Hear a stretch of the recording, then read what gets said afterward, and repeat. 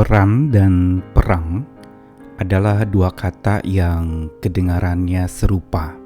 Namun keduanya adalah dua kata yang bertentangan. Tapi keduanya adalah fakta yang sering kita hadapi di dalam kehidupan. Setiap kita pribadi lepas pribadi memiliki perannya masing-masing. Dan setiap satu orang itu bisa punya peran yang banyak, sesuai dengan konteks di mana dia ditempatkan. Peran-peran yang satu dengan yang lainnya itu seringkali tumpang tindih, seringkali pula bertentangan, namun seringkali pula bisa berjalan beriringan, sejauh bijaksana atau hikmat yang diterapkan di dalam menjalankan peran-peran itu. Namun kalau perang, ini adalah berbicara tentang sebuah perjuangan, pertempuran yang sering terjadi di dalam hidup kita. Berperang tidak melulu berbicara angkat senjata, tapi juga memerangi tantangan-tantangan dalam hidup, memerangi berbagai macam pergumulan, atau juga memerangi musuh-musuh, baik yang ada di dalam diri maupun dari luar diri kita. Hidup adalah peperangan, tetapi perlu dijalankan juga dengan peran-peran yang baru dapat berjalan dengan baik dan imbang bila kita berjalan bersama-sama dengan Tuhan yang menitipkan dan mempercayakan peran itu dan memampukan kita menjalaninya, walaupun ada peperangan yang harus kita hadapi pula. Saya Nikolas Kurniawan menemani di dalam Sabda Tuhan hari ini, masih dari rangkaian karya Tuhan atas hidup para hakim, dan hari ini berbicara tentang hakim yang unik, yaitu seorang perempuan bernama Deborah. Akan dibacakan dari doa setelah kemenangan Deborah bersama dengan Israel mengalahkan musuh Tuhan pada waktu itu. Hakim-hakim pasal 5 ayat 1 sampai 9 dan ayat yang ke-31. Nyanyian Deborah.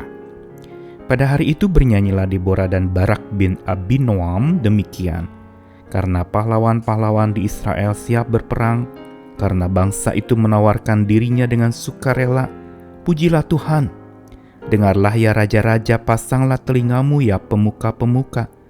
Kalau aku mau bernyanyi bagi Tuhan, bermazmur bagi Tuhan Allah Israel. Tuhan, ketika engkau bergerak dari Seir, ketika engkau melangkah maju dari daerah Edom, bergoncanglah bumi, tirislah juga langit, juga awan tiris airnya. Gunung-gunung yakni Sinai bergoyang di hadapan Tuhan Allah Israel. Dalam zaman Samgar bin Anat, dalam zaman Yael kafilah tidak ada lagi, dan orang-orang yang dalam perjalanan terpaksa menempuh jalan yang berbelit-belit. Penduduk pedusunan diam-diam saja di Israel, ya mereka diam-diam sampai engkau bangkit. Deborah bangkit sebagai ibu di Israel. Ketika orang memilih Allah baru, maka terjadilah perang di pintu gerbang. Sesungguhnya perisai ataupun tombak tidak terlihat di antara 40.000 orang di Israel. Hatiku tertuju kepada para panglima Israel, kepada mereka yang menawarkan dirinya dengan sukarela di antara bangsa itu. Dan ayat yang ke-31 menutup puji-pujian ini, demikianlah akan binasa segala musuhmu ya Tuhan, tetapi orang yang mengasihinya bagaikan matahari terbit dalam kemegahannya. Lalu amanlah negeri itu 40 tahun lamanya.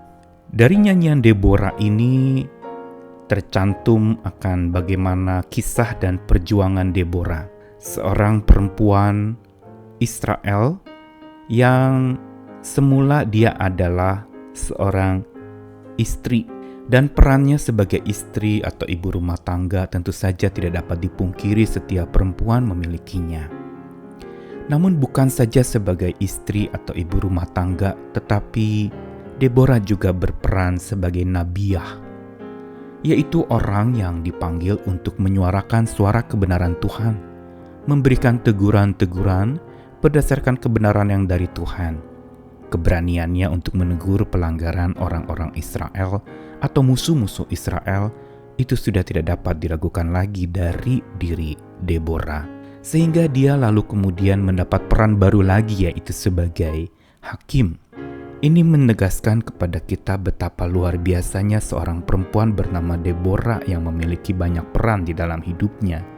Istri, nabiah, dan hakim bagi Israel. Dan yang lebih luar biasanya lagi adalah dia mampu menjalankan semuanya dengan sangat baik. Teladannya mengajarkan bahwa setiap peran yang ia jalani itu, ia jalani dengan sukarela. Sebagaimana tadi dalam nyanyian Deborah disebutkan ada 2 kali bagaimana orang-orang Israel dengan sukarela memberi diri untuk berperang. Dan Deborah juga adalah pribadi yang dengan sukarela memberi diri untuk menjalankan peran-perannya dengan takut akan Tuhan.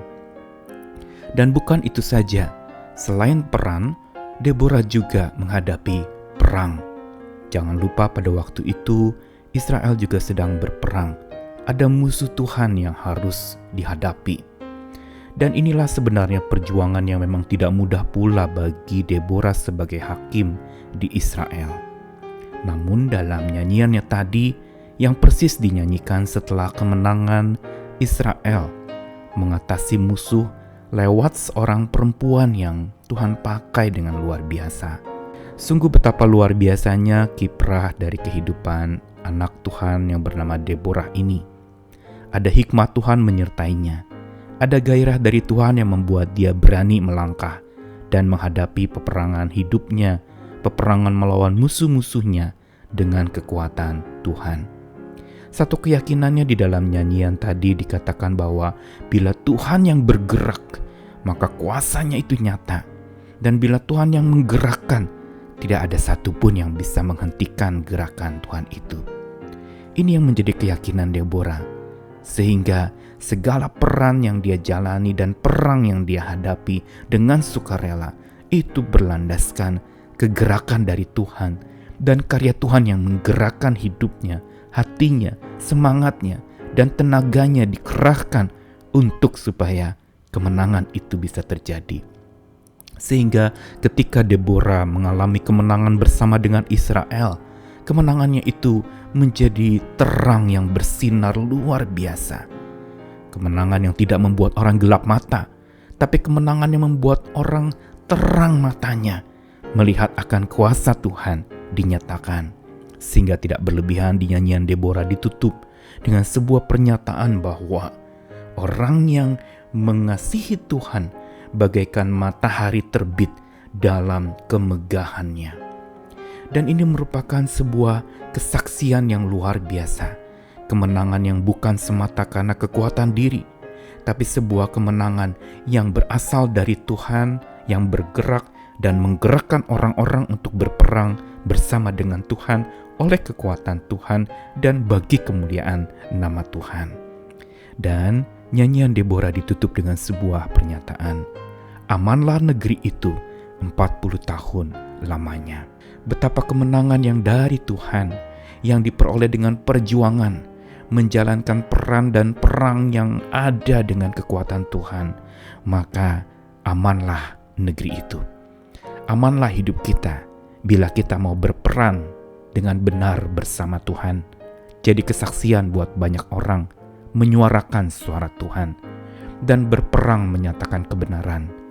Berperang yang untuk menegakkan akan keadilan, dan berperang untuk menyatakan kasih Tuhan yang lebih berkuasa dari segala hal dan kuasa lain yang ada di dunia ini.